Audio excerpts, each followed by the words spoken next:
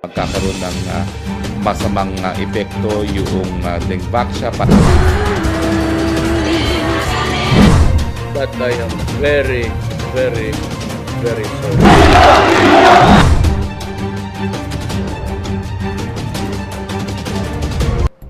Time to know the news of the week. I'm Ria Fernandez. This is the MB Rundown.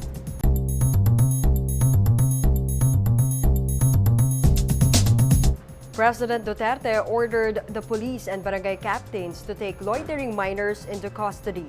Speaking before the newly elected Punong Barangays in Cagayan de Oro, Mr. Duterte said this is to protect children below 18 from falling victims to illegal drugs and other crimes. Mr. Duterte cited a parens patria as the basis of his latest directive. With this, he said arrested children must be brought to a safe place to spend the night and be delivered by barangay captains to their families the next day. Wala tayong specific 18. Below 18, you arrest the teenagers there around, loitering, because we have to protect our children. Nagkalat na ang droga, nagkalat na ang lahat. The Agriculture Department has set suggested retail prices or SRPs on 8 basic food items in Metro Manila. These basic commodities with their corresponding SRPs per kilo are as follows.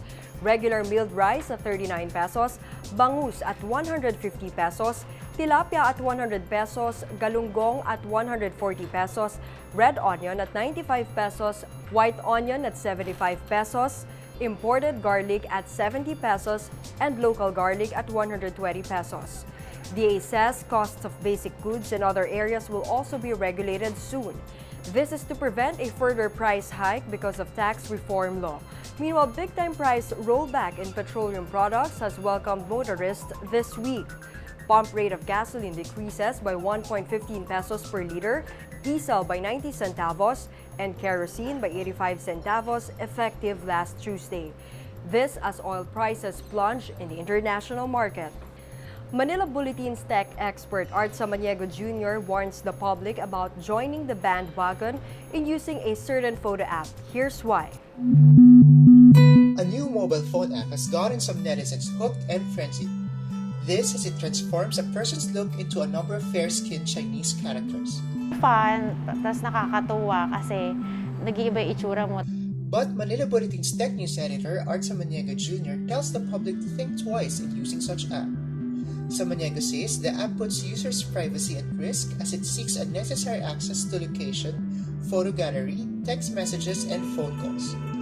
Ibig sabihin nito, pwede niyang basahin ang mga laman ng telepono mo, pwede niyang basahin kung ano ang laman ng mga text messages mo, at pwede niyang malaman kung nasaan ang telepono mo. Nevertheless, Samaniego says it's not yet late for those who use the app to save themselves from this security threat. Pwede naman nilang i-delete yun, pwede nilang i-revoke yung permission na binigay nila. So, after they delete, after they uninstall, restart the phone and use it. He also reminds the public to check their security settings in various accounts in the internet. Off mo yung mga hindi talaga kailangan. Sa atin, very normal yung malaman yung birthday. Pero, ito yung mga ginagamit ng mga bangko to check, to verify if it's you calling them. Diba usually yung tinatanong nila birthday, middle name. So yun yung mga small data, private data na delikadong malaman ng iba kasi it could compromise your privacy. This is Jaime Misalucha Jr. for the MB Rundown. Last week, the Mental Health Act was passed. In case you haven't read it, here are the 5 things you must know about the new law. First, it ends stigma. People with mental health conditions are now ensured of equal rights and freedom from any form of discrimination. Second, it provides easy access to affordable yet humane mental health services and treatments. This by bringing mental health facilities down to barangays. Third, all information about a person's mental health will be kept confidential unless there is a consent from the service user or legal representative. Fourth, it promotes mental health awareness. Schools and offices are obliged to craft policies to make their environment mentally friendly. And fifth, It capacitates all future healthcare providers to respond to people battling with mental disorders. Psychology and neurology will become required subjects in medical and other allied health courses. Saudi women rejoiced after the kingdom overturned the world's only ban on female motorists. Like Majdulin Al-Atiq, who drove her sister to work for the first time. Prior to the lifting of the ban, they had to depend on their male chauffeurs or relatives to drive them to their destination. But with the latest decision of Crown Prince Mohammed bin Salman, they can now freely move around. This development is part of the kingdom's plan to modernize the conservative petro state. احنا في أول يوم سمحوا فيه بقيادة المرأة في السعودية. رايحة أوصل أختي على دوامها. بس طبعا يوم زي كذا وأول مشوار يكون زي كذا قررنا إن نوقف ونروق قبل ما أوصلها للدوام. العادة السواق الخاص فينا والحين أختي الصغيرة حبيبتي الله يخليني يعني هي اللي قاعدة توصلني الدوام. شعور مرة حلو أنا كأخت كبيرة قاعدة أعيش هذا اللحظات واليوم التاريخي وهي توصلني لمكتبي. Meanwhile, these are the other top news of the week. Majority of Filipinos are still clueless about federalism. According to the latest social weather stations or SWS survey, only 25% of Filipinos are aware about the federal system of government. Despite this, 37% support the shift to federalism, 29% disagree, while 34% remained undecided.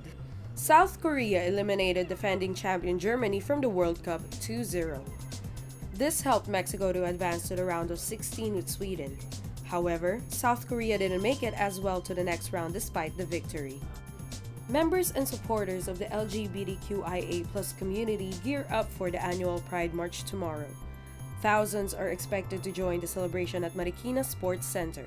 For more details, visit 2018 Pride March and Festival event page on Facebook. Let's take a quick recap of the MB rundown for today, June 29. President Duterte orders cops and barangay captains to take loitering minors into custody. DA sets SRPs for basic food items. A viral photo app may compromise users' privacy, according to Manila Bulletin's resident tech expert. New mental health law promises proper care and attention to people with mental disorders. And Kingdom of Saudi Arabia now allows women to drive after lifting the decades-long ban. And that's the MB Rundown. I'm Ria Fernandez.